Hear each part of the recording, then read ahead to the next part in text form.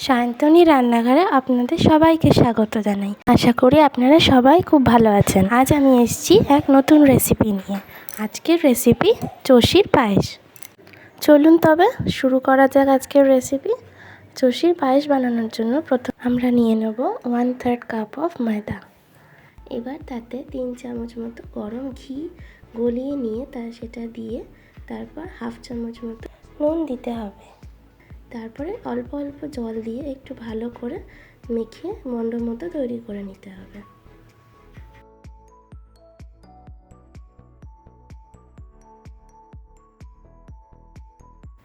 মণ্ডটা খুব বেশি শক্ত বা খুব বেশি নরম হবে না। এবার মণ্ড থেকে একদম ছোট্ট ছোট্ট সরু সরু মতো চষি বানিয়ে নিতে হবে। 2 বুড়ো আঙুলের মাঝখান দিয়ে চষিটা একটুখানি ঘোরালে একদম ছোট ছোট চষি তৈরি হয়ে যাবে।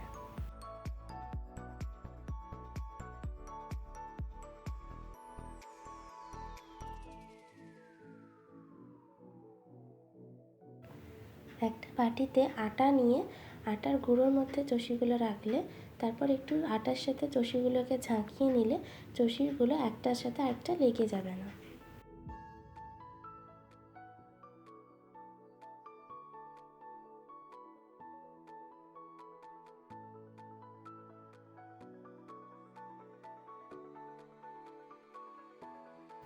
এবার একটা সসপ্যান বা একটা প্যানের মধ্যে 1 চামচ মতো ঘি দিয়ে সেটা হালকা অল্প আঁচে গরম করে তাতে চষিগুলো দিয়ে একদম লো ফ্লেমে কিছুক্ষণ 2-3 মিনিট মতো নাড়াচাড়া করে নিতে হবে।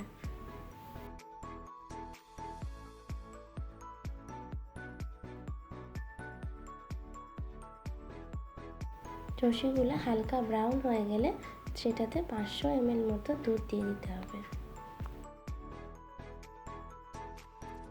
এবার চষিগুলো দুধের সাথে হালকা হাতে একটু মিশিয়ে নিয়ে তাতে 2টো এলাচ দিয়ে দিতে হবে।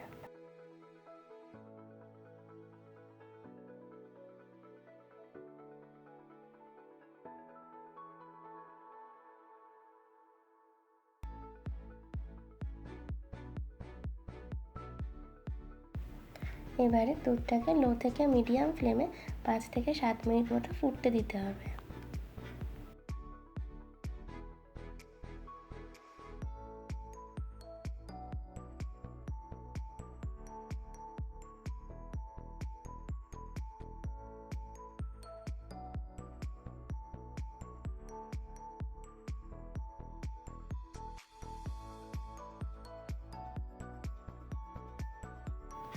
দুধটা ফুটে উঠলে একটু পরিমাণে কমে যাবে, তখন বুঝে নিতে হবে দুধটা অল্প ঘন হয়ে এসছে।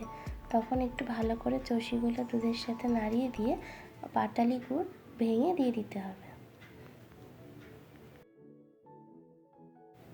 গুড়ের পরিমাণটা এখানে যে যেরকম মিষ্টি পছন্দ করেন সেরকম অনুযায়ী দিলেই হবে। আমি এখানে 100 গ্রাম মতো গুড় ইউজ করেছি।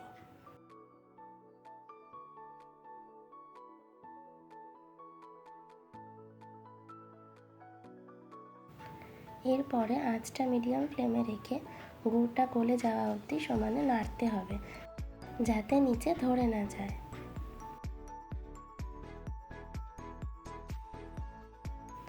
দুধের বাটির গায়ে যে সরটা আস্তে আস্তে জমবে সেগুলোকে আস্তে আস্তে করে হাতা বা খুন্তি দিয়ে কালেক্ট করে দুধের সাথে মিশিয়ে দিলে দুধটা আরও ঘন হয়ে যাবে।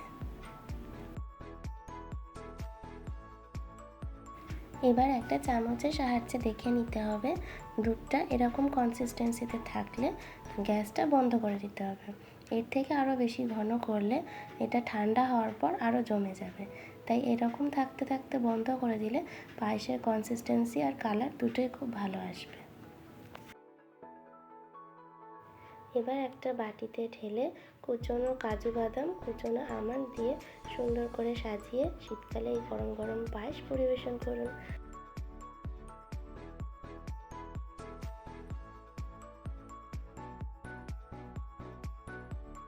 কেমন লাগলো আপনাদের এই রেসিপি আমাকে অবশ্যই কমেন্ট সেকশনে লিখে জানাবেন। ভালো লাগলে একটি লাইক করবেন। আমার চ্যানেলটি সাবস্ক্রাইব করে আমার পাশে থাকার জন্য সবার কাছে একটি অনুরোধ রইল। আজকের মতো আমি আসি। সবাই খুব ভালো থাকবেন। নমস্কার।